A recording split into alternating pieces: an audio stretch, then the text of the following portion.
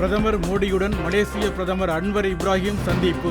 மலேசிய பல்கலைக்கழகத்தில் திருவள்ளுவர் இருக்கை அமைக்கப்படும் என அறிவிப்பு. டெல்லியில் தான் யாரையும் சந்திக்கவில்லை என்றும் தனிப்பட்ட வேலைக்காகவே வந்துள்ளதாகவும் சம்பாய் சோரன் விளக்கம்.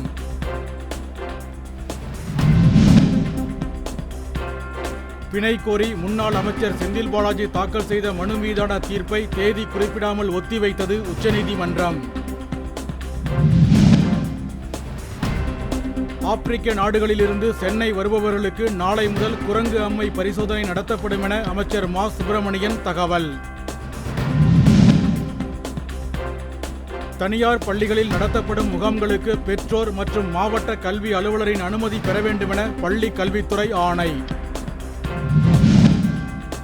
மதுபான கொள்கை முறைகேடு வழக்கில் கைதாகியுள்ள அரவிந்த் கெஜ்ரிவாலின் காவலை ஆகஸ்ட் 27ஆம் தேதி வரை நீட்டித்தது டெல்லி ரோஸ் அவென்யூ நீதிமன்றம். திருவாரூர் அருகே பணம் நகைக்காக வீட்டில் தனியாக இருந்த பெண்ணை கழுத்தறுத்து கொன்ற சந்தோஷ் என்ற 20 வயது இளைஞர் கைது. கடலூர் மாவட்டம் பண்ருட்டி, திருவந்திபுரம், காடாம்புலியூர் பகுதியில் உள்ள அரசு பள்ளிகளில் அமைச்சர் அன்பில் மகேஷ் திடீர் ஆய்வு.